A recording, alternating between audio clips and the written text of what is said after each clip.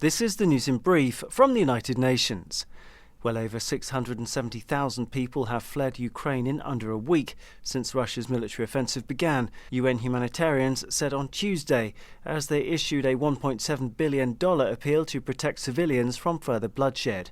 In support of the flash appeal, UN Chief Antonio Guterres told journalists that rockets were raining down on cities, including Kyiv, and that roads have been damaged or destroyed by bombs. Tuesday's call for humanitarian funding aims to help people inside Ukraine, including those internally displaced, as well as those seeking shelter in neighbouring countries. At the Ukrainian border with Poland, an exodus of families, students and migrants continues, as UN Children's Fund or UNICEF spokesperson James Elder explained. We know children have been killed. We know that thousands and thousands are at risk. And we know that more children gut-wrenchingly are going to die or be injured in this unless fighting ends. And right now we see an escalation across those cities. Needs remain high within Ukraine in areas most affected by the violence, Mr. Elder said, as widely relayed images showed what appeared to be a Russian military convoy approaching Kyiv, stretching back some 60 kilometres. Staying in Geneva on Tuesday, diplomats expressed their displeasure at Russia's self-described special military action in Ukraine, staging walkouts at top UN forums. The first room to see delegates stand up and leave was the Conference on Disarmament, as Foreign Minister Sergei Lavrov prepared to address them. Ukraine had earlier called for a special session to be held in response to what it called Russia's armed aggression, a move that was opposed by the Russian delegation. Delegates repeated the move at the Human Rights Council a few hours later, with around 100 country representatives leaving when Mr. Lavrov started to speak, while 50 remained in the room. Shocking abuses against indigenous Papuans have been taking place, UN-appointed rights experts said on Tuesday, citing child killings, disappearances, torture and enforced mass displacement. In a call for urgent humanitarian access to the region, Special Rapporteur on Indigenous Peoples Francisco Calitze led calls for the Indonesian government to conduct full and independent investigations into the alleged abuses. Mr. Zay said that between April and November last year, he'd received allegations indicating several extrajudicial killings, including of young children. There had been further allegations of enforced disappearance, torture and inhuman treatment, the rights experts said, along with the forced displacement of at least 5,000 indigenous Papuans by security forces. Daniel Johnson, UN News. This is the news in brief from the United Nations. The head of the UN's nuclear watchdog on Wednesday urged restraint in Ukraine amid serious concerns that the escalating conflict could compromise atomic facilities there.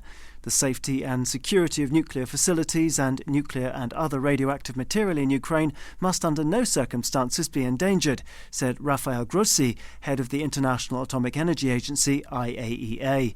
Any such incident could have severe human and environmental consequences and also be a violation of the principles of the UN Charter, Mr. Grossi added. Ukraine has a large and established nuclear program, which also includes the site of the 1986 accident at the Chernobyl plant, which is believed to now be under the control of Russian forces. The brave people who operate, regulate, inspect and assess the nuclear facilities in Ukraine must be allowed to continue to do their indispensable job safely, unimpeded and without undue pressure, the IAEA chief insisted. On day 7 of the Ukraine crisis, UN-led efforts to ramp up support to the country's embattled health workers have continued, with the first shipment of life-saving supplies due to arrive in Poland in the coming hours. Initial concerns about a lack of medicines to treat chronic conditions such as diabetes have given way to an alert that people will die if they do not get oxygen and other supplies for emergency care, said Dr. Mike Ryan, head of the World Health Organization's Emergencies Programme. You know, some of us have been in this game a long time and we've developed very thick skins. But when you see nurses mechanically ventilating infants in basements of hospitals, you know, even the toughest of us, we struggle to watch that. Head of the World Health Organization Tedros Adhanom Ghebreyesus said that 36 tons of materials for trauma care and emergency surgery were on their way from a WHO hub in Dubai, enough to meet the needs of 1,000 patients. Additional health supplies will also be available for another 150,000 people, the WHO Director General added. Prior to the conflict, the UN Health Agency had already distributed emergency supplies to 23 hospitals, but Tedros cautioned that these supplies in Kyiv were currently inaccessible. To Africa, where the UN Health Agency warned on Wednesday that 1 in 5 adults and 1 in 10 children and teenagers will likely be obese by the end of next year in 10 African countries unless robust action is taken. In some of the African nations under review, WHO showed that obesity levels reached 31% in adults and more than 16% amongst youngsters. Dr. Matshidiso Moeti, WHO Regional Director for Africa, described the situation as a ticking time bomb, which, if unchecked, could cut millions of people's lives short. Being overweight is associated with severe disease and hospitalisation from COVID-19, WHO said, but it added that many of the causes of obesity and being overweight were preventable and reversible. Daniel Johnson, UN News. This is the news in brief from the United Nations. An urgent debate in Ukraine began at the Human Rights Council in Geneva on Thursday as UN Rights Chief Michelle Bachelet led calls for a ceasefire, insisting that Russia's military attack had opened a new and dangerous chapter in world history. It's been a week since Russia's self-styled special military operation began, leading to heavy shelling of Ukrainian cities, Ms. Bachelet said. Military operations are escalating further as we speak, with military strikes on and near large cities including Chernihiv, Kharkiv, Kherson, Lysychansk, Severodonetsk, Sumy, Mariupol, and Zhytomyr, and the capital Kyiv. The town of Volnovaya in Donetsk region has been almost completely destroyed by shelling, and its remaining residents have been hiding in basements. The High Commissioner echoed others in saying that states must abide by international law and the core principles that protect human life and human dignity. The development comes as the International Criminal Court, or ICC, announced that it is to open a probe into possible war crimes in Ukraine. ICC prosecutor Karim Khan tweeted the decision on Wednesday evening, adding that his office would be looking for evidence for any past and present allegations of war crimes, crimes against humanity, and genocide committed inside Ukraine. Although the country has accepted the jurisdiction of the ICC since 2013, Russia is not a member of the court. The ICC prosecutes individuals as opposed to the International Court of Justice, which resolves disputes between countries.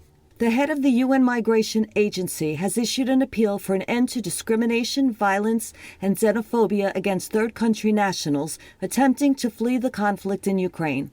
Antonio Vitorino said that men, women, and children from dozens of nationalities, including migrant workers and students, are facing acute challenges as they attempt to leave conflict-affected areas, cross borders into neighboring countries, and seek life-saving assistance. Before calling on states to investigate this issue and address it immediately, he underscored that any discrimination based on race, ethnicity, nationality, or migration status was unacceptable. Liz Scafidi, UN News. This is the news in brief from the United Nations. UN humanitarians have described as unprecedented the continuing outflow of children and families fleeing relentless shelling from the Russian military action in Ukraine. A week since Russia's self-styled special operation began, 500,000 children have already been forced to flee their homes, said the UN Children's Fund on Friday.